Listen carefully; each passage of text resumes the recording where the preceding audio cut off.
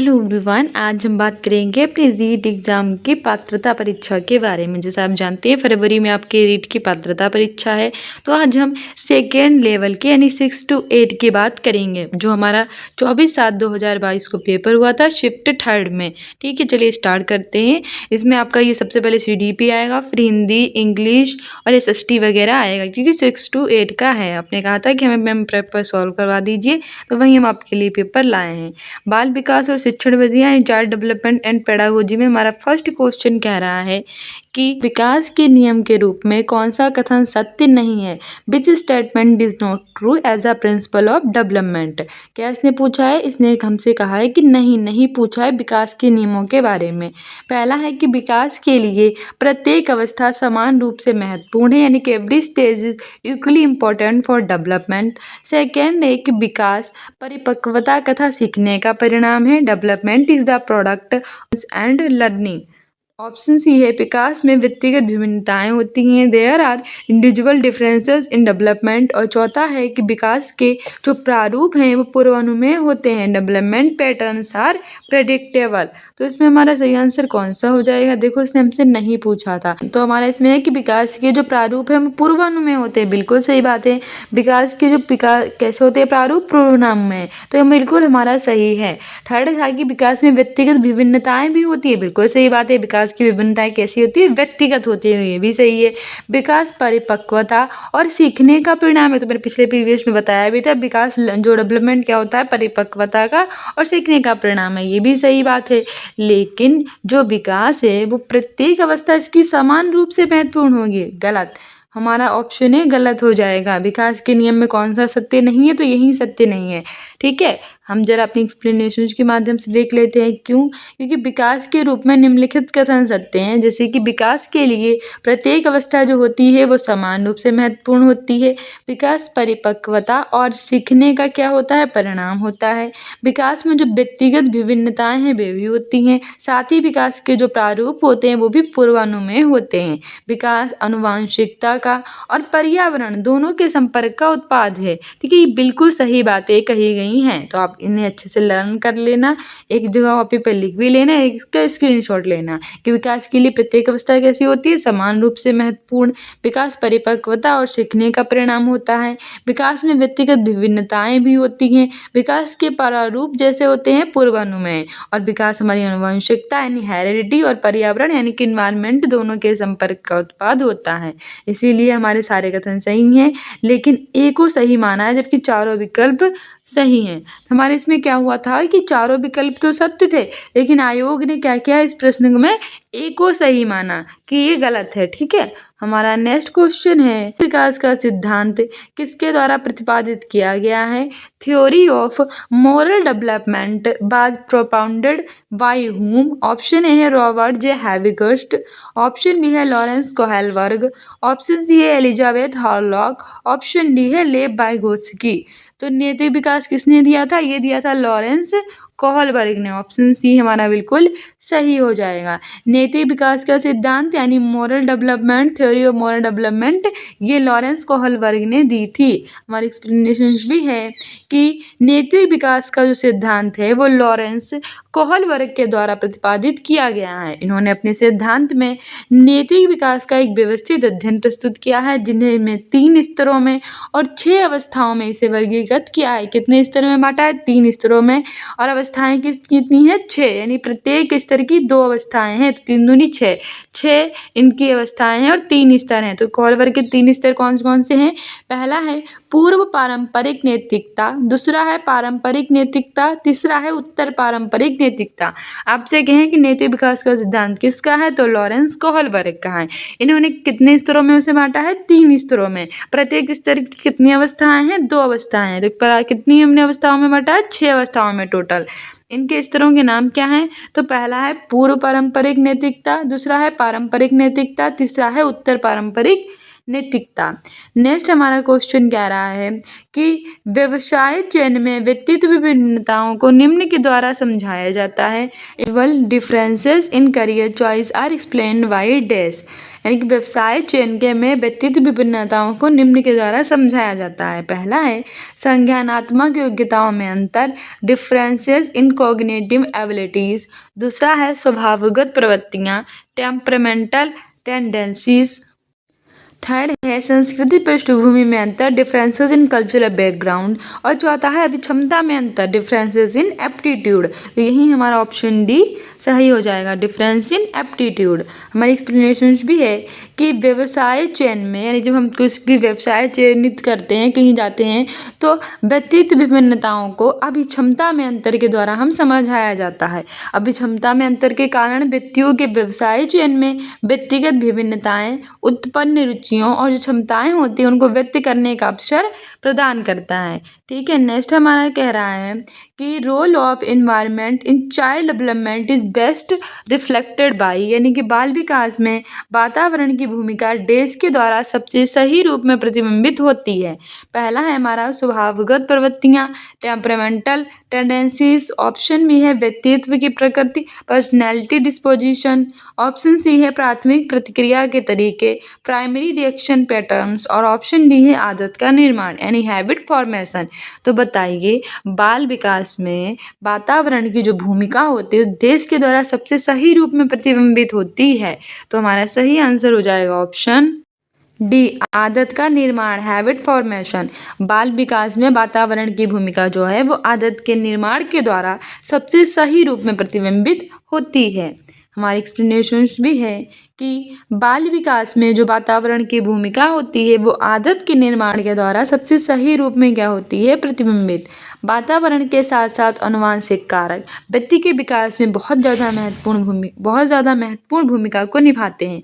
Pavlov हो गए, Skinner हो गए और थॉर्नडाइक हो गए, इनके व्यवहारवाद के सिद्धांत और अल्बर्ट बंडूरा द्वारा सामाजिक शिक्षण का सिद्धांत इसका वर्णन करता है। तो कौन कौन सी महत्वपूर्ण बातें हैं कि पावलोव, स्किनर, थॉर्नडाइक इन्होंने व्यवहारवाद के सिद्धांत की बात की है, अल्बर्ट बंडूरा ने सामाजिक शिक्षण के सिद्धांत की बात की है। ठीक है, हमारा नेक्स्ट क्वेश्चन है कि व्यक्तित्व का शील गुण सिद्धांत किसने प्रतिपादित नहीं किया है? Who has not propounded the trade theory of personality. Option A है पाल कास्टा व रॉबर्ट मैकक्रे। ऑप्शन बी है रेमंड केटेल। ऑप्शन सी है हैंस आईजेंक और ऑप्शन डी है गॉर्डन आलपोर्ट। तो सही आंसर हो जाएगा ऑप्शन ए, पाल कास्टा व रॉबर्ट मैकक्रे। एक्चुअली इसमें हुआ क्या था कि इसमें हमें बोनस अंक प्रदान किया गया था, आयोग ने हमें बोनस अंक दिया था, लेकिन फिर भी जो है पाल कास्टा और रॉबर्ट मैकक्रे इन्होंने नहीं किया है। Raymond Cattell, Hans Eysenck, Gordon Allport इन्होंने प्रतिपादित किया है। हमारी एक्सप्लेनेशंस भी कह रही है कि व्यक्तित्व का जो शील गुण सिद्धांत है वो पाल कास्टा व रॉबर्ट मैकक्रे ने प्रतिपादित नहीं किया। इन्होंने व्यक्तित्व का जो 5 कारक मॉडल था वो प्रस्तुत किया था, जबकि रेमंड है, केटल हैं, हैंस आइजेंक हैं और गॉर्डन आलपोर्ट हैं, इनके द्वारा ये सिद्धांत प्रतिपादित किया गया। फिर भी आयोग ने इसमें हमें क्या दिया था, बोनस मार्क्स दिए थे। नेक्स्ट है कि which personality test is valid for clinic diagnosis, यानी कि कौन सा व्यक्तित्व परीक्षण है जो नैदानिक निदान के लिए वैध है? पहला है MMPI, दूसरा है 16PF, तीसरा है EPPS, चौथा है TAT। तो हमारा सही आंसर हो जाएगा ऑप्शन ए, MMPI। ठीक है, इसने पूछा है कि व्यक्तित्व परीक्षण नैदानिक निदान के लिए वैध है, तो MMPI ये कैसा है, ये क्या हमारा वैध है। हमारा है कि MMPI व्यक्तित्व परीक्षण नैदानिक निदान के लिए वैध है। वहीं हमारा मिनेसोटा मल्टीफैसिक पर्सनैलिटी इन्वेंटरी, इसकी फुल फॉर्म क्या होती है MMPI की?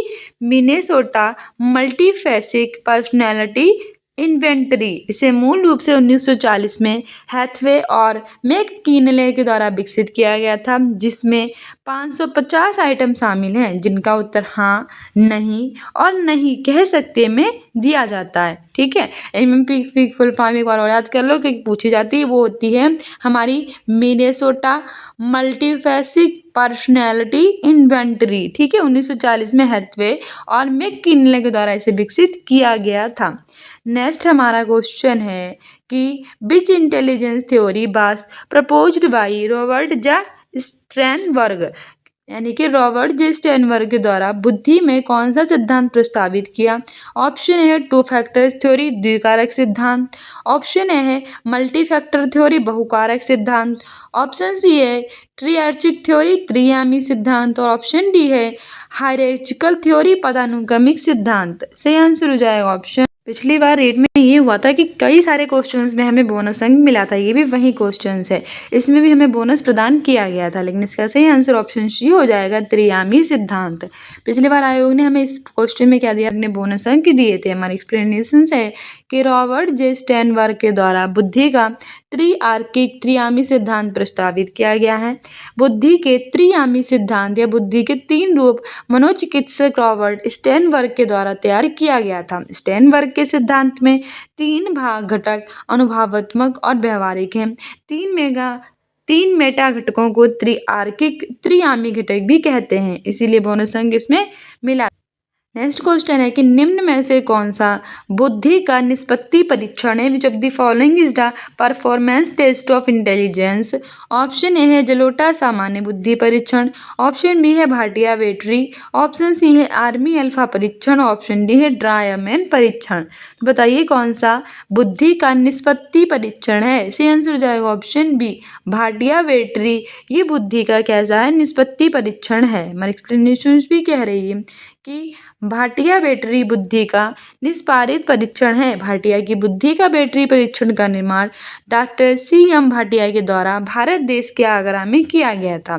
ये परीक्षण निष्पत्ति प्रदर्शन बुद्धि को मानता है। बुद्धि क्या होती है, बुद्धि किसी व्यक्ति की उद्देश्यपूर्ण ढंग से कार्य को करने की, तर्क संगत रूप से सोचने की और अपने पर्यावरण से प्रभावी ढंग से संचालन करने की वैश्विक क्षमता होती है। बुद्धि क्या होती है, बुद्धि कोई व्यक्ति होता है, उसका जो उद्देश्य होता है उसको पूरा करने के लिए कोई ढंग होता है, उससे कार्य करना, तर्क संगत रूप से सोचना और पर्यावरण से प्रभावी ढंग से संचालन करने की क्षमता होती है। और भाटिया बैटरी बुद्धि का निष्पादित परीक्षण है, ठीक है। और बैटरी परीक्षण का निर्माण डॉक्टर C.M. भाटिया के द्वारा भारत देश के आगरा में किया गया था। नेक्स्ट है कि which of the following concept is not true for the nature of individual differences. व्यक्तिगत विभिन्नताओं की प्रकृति के लिए कौन सी अवधारणा सत्य नहीं है। पहली है सामान्य संभाव्यता, नॉर्मल प्रोबेबिलिटी। ऑप्शन बी है अधिगम समानता, लर्निंग सिमिलरिटी। तीसरा है विचलनशीलता, वेरिएबिलिटी। और ऑप्शन डी है कि इन शील गणों का अंतर संबंध, यानी कि इंटर रिलेशंस ऑफ ट्रेड्स। सही आंसर हो जाएगा ऑप्शन बी, लर्निंग सिमिलरिटी, अधिगम समानता।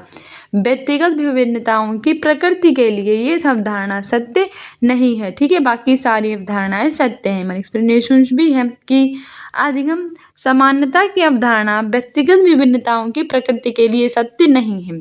अधिगम समानता अधिगम के स्वरूप और व्यवहार में समानता के विषय में क्या करती है, बात करती है, जो व्यक्तिगत विभिन्नताओं के सिद्धांत के विरुद्ध होती है। जबकि सामान्य संभाव्यता, विचलनशीलता तथा शील गुणों का अंतर संबंध आदि अवधारणाएं व्यक्तिगत विभिन्नताओं की प्रकृति के लिए कैसी हैं, बिल्कुल सत्य हैं। नेक्स्ट है कि प्रतिभाशाली बालकों की शिक्षा के लिए कौन सा उपाय प्रासंगिक नहीं है। Which measure is not relevant for the education of gifted children. Option A है पाठ्यक्रम की श्रमद्धि, enrichment of curriculum. Option B है उपचारात्मक अध्यापन, रेमेडिकल टीचिंग। ऑप्शन सी है श्रेणी में उन्नति, ग्रेड एक्सेलरेशन। और ऑप्शन डी है विशेष कक्षाएं, स्पेशल क्लासेस। सही आंसर हो जाएगा ऑप्शन बी, उपचारात्मक अध्यापन, रेमेडिकल टीचिंग। ये हमारी जो प्रतिभाशाली बालक होते हैं इनके लिए प्रासंगिक नहीं है, जबकि पाठ्यक्रम में समृद्धि होना, श्रेणी में उन्नति होना, विशेष कक्षाएं, ये सारी हमारी प्रासंगिक होती हैं।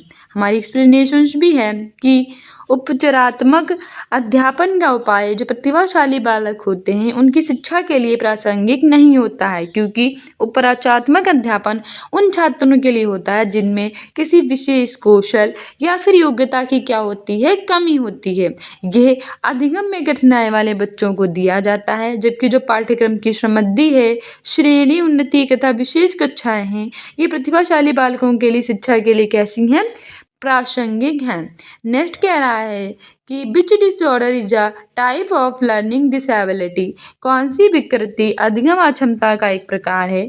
ऑप्शन ए है क्रिएटिनिज्म, ऑप्शन बी है ADHD, ऑप्शन सी है डिसलेक्सिया, ऑप्शन डी है ऑटिज्म। तो बताइए अधिगम अक्षमता का प्रकार है, तो हमारा सही आंसर हो जाएगा ऑप्शन सी डिसलेक्सिया। डिसलेक्सिया क्या होता है, ये अधिगम अक्षमता का प्रकार होता है। हमारी एक्सप्लेनेशन भी है कि डिसलेक्सिया अधिगम अक्षमता का एक प्रकार है। डिसलेक्सिया पढ़ने की क्या होती है, अक्षमता, मतलब ये व्यक्ति जो पढ़ने में अक्षम होता है, वो अच्छे से वो पढ़ नहीं पाता है, वो उसे डिसलेक्सिया होता है, जो कि मानसिक मंदता, मानसिक क्षति या बुद्धि की कई कमी कारण नहीं होता है। ये आँखों या कानों से प्राप्त छवियों को समझने योग्य भाषा में अनुवाद करने की कमी के कारण होता है। जैसे मैंने आपको बताया था तारे ज़मीन पे मूवी थी, इसमें जो ईशान अवस्थी था उसके सामने वो कहता था बर्ड्स जो होते हैं वो घूम रहे होते हैं, उल्टे पुल्टे नजर आते हैं, तो वही उसे डिसलेक्सिया हो गया था। उसमें बुद्धि में उसकी कोई कमी नहीं थी, बस उसके प्रॉब्लम थी सुनने में, देखने में, यानी कि आँखों और कानों से प्राप्त जो छवियाँ हैं उनसे थी। नेक्स्ट हमारा है 12 क्वेश्चन कि कुसमायोजन का कौन सा तत्व विशेष रूप से निर्णय लेने से संबंधित है। Which element of maladjustment is related to decision making। Option A है स्ट्रेस तनाव, ऑप्शन बी है फ्रस्ट्रेशन कुंठा, ऑप्शन सी है एंग्जायटी चिंता, और ऑप्शन डी है कॉन्फ्लिक्ट द्वंद्व। तो हमारा सही आंसर हो जाएगा ऑप्शन डी कॉन्फ्लिक्ट यानी कि द्वंद्व। कुसमायोजन का द्वंद्व तब विशेष रूप से निर्णय लेने से संबंधित है।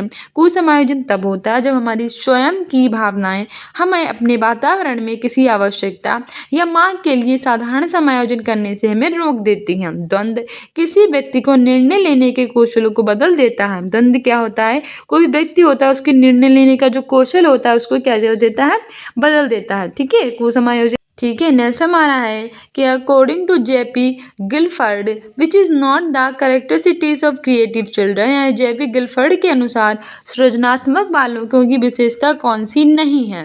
पहली है चिंतन में समानुभूति, empathy of thinking, option B है समस्या के बहुविध उत्तर, multiple solution to a problem, option C है चिंतन में लचीलापन, flexibility in thinking, option D है चिंतन में मौलिकता, ओरिजिनलिटी इन थिंकिंग। तो बताइए इसमें से सृजनात्मक जो बालक होते हैं उनकी कौन सी विशेषता नहीं होती है। तो चिंतन में समानुभूति, समस्या के बहुविध उत्तर, चिंतन में लचीलापन, चिंतन में मौलिकता। सही आंसर हो जाएगा ऑप्शन ए चिंतन में समानुभूति यानी कि empathy in thinking. JP Guilford के अनुसार जो सृजनात्मक बालक होते हैं उनकी चिंतन में समानुभूति ये विशेषता नहीं है, जबकि समस्या के कई सारे उत्तर देने ना, चिंतन में उनके लचीलापन होना और चिंतन में मौलिकता होना, ये उसके हमारे क्या होते हैं, विशेषताएं होती हैं। हमारे एक्सप्लेनेशन भी है कि JP गिलफोर्ड के अनुसार चिंतन में समानुभूति सृजनात्मक बालकों की विशेषता नहीं है। JP गिलफोर्ड ने सृजनात्मक चिंतन को अपसारी चिंतन के रूप में माना है, जो कि प्रवाह, लचीलेपन, मौलिकता और विस्तार पर जोर देता है। सृजनात्मकता अनुसंधान में अग्रणी JP गिलफोर्ड ने दो प्रकार के चिंतन, अपसारी चिंतन और विसारी चिंतन का प्रस्ताव दिया है। कितने प्रकार के चिंतन है, दो, एक अपसारी एक अभिसारी। नेक्स्ट है कि ट्राइसोमी 21 को कहा जाता है। Trisomy 21 is termed as, option A है क्लाइनफेल्टर संरक्षण, ऑप्शन बी है सिकल सेल रोग, ऑप्शन सी है टर्नर संरक्षण, ऑप्शन डी है डाउन संरक्षण। सही आंसर हो जाएगा ऑप्शन डी डाउन संरक्षण। जो ट्राइसोमी 21 होता है उसको हम डाउन संलक्षण कहते हैं। हमारी एक्सप्लेनेशन भी है कि ट्राइसोमी 21 को डाउन संलक्षण अथवा डाउन सिंड्रोम कहते हैं। ये एक आनुवंशिक विकार होता है जो अतिरिक्त क्रोमोसोम 21 होने के कारण होता है। इसके कारण बौद्धिक अक्षमता और शारीरिक असामान्यताएं हो सकती हैं। ये मुख्य रूप से कोशिका विभाजन के दौरान असामान्यताएं जो होती हैं उनके कारण होता है। ठीक है, ट्राइसोमी 21 को क्या कहते हैं, डाउन संलक्षण अथवा डाउन सिंड्रोम। नेक्स्ट क्वेश्चन कह रहा है कि which of the following is not a part of Thorndike's laws of learning, यानी कि निम्न में से कौन सा जो थॉर्नडाइक के सीखने के नियम है उनका हिस्सा, जो कौन सा है जो थॉर्नडाइक के सीखने के नियम का हिस्सा नहीं है। पहला है लॉ ऑफ रेडीनेस, तत्परता का नियम, ऑप्शन बी है लॉ ऑफ एसोसिएशन, सहचार्य का नियम, ऑप्शन सी है लॉ ऑफ एक्सरसाइज, अभ्यास का नियम, और ऑप्शन डी है लॉ ऑफ इफेक्ट, प्रभाव का नियम। तो सही आंसर इसमें हमारा हो जाएगा option B law of association, सहचार्य का नियम। यह थॉर्नडाइक के सीखने के नियम का हिस्सा नहीं है, जबकि लॉ ऑफ रेडीनेस यानी तत्परता का नियम, लॉ ऑफ एक्सरसाइज अभ्यास का नियम, लॉ ऑफ इफेक्ट प्रभाव का नियम, ये तीनों हिस्सा होते हैं किसके? थॉर्नडाइक के सीखने के नियम के। लेकिन ये जो सहचार्य होता है ये नहीं होता है, तो याद रखना होता है तत्परता अभ्यास प्रभाव। तत्पर रहें अभ्यास में प्रभाव तो पड़ेगा ही, तत्पर रहेंगे अभ्यास करेंगे, तत्पर होकर अभ्यास करेंगे तो प्रभाव तो पड़ेगा ही। ये तीनों हिस्सा होते हैं। हमारे एक्सप्लेनेशन भी है कि सहचार्य का नियम थॉर्नडाइक के सीखने के नियम का हिस्सा नहीं है। थॉर्नडाइक के 3 मुख्य नियम हैं, तत्परता अभ्यास और प्रभाव का। ठीक है। सो डियर स्टूडेंट्स, आज हमने बात की अपने रीट के प्रीवियस ईयर पेपर के बारे में जो 6 to 8 का है, लेवल सेकेंड का है, 24/7/2022 को शिफ्ट 3rd में हुआ था। होम एजुकेशन के नाम से हमें टेलीग्राम पे फॉलो कर लीजिए। अपने रीट एग्जाम में और सीटेट एग्जाम में बेटर करने के लिए इंपॉर्टेंट क्विजेस वहाँ हम कराते हैं। बाकी के क्वेश्चंस हम कल लेकर आएंगे। नेक्स्ट वीडियो में बाकी के भी सारे क्वेश्चंस लेकर आएंगे जिससे आपका पूरा प्रीवियस ईयर का पेपर कवर हो जाए। सारे प्रीवियस ईयर के पेपर कराएंगे। Don't forget to subscribe our channel. Thank you. मिलते हैं नेक्स्ट वीडियो में।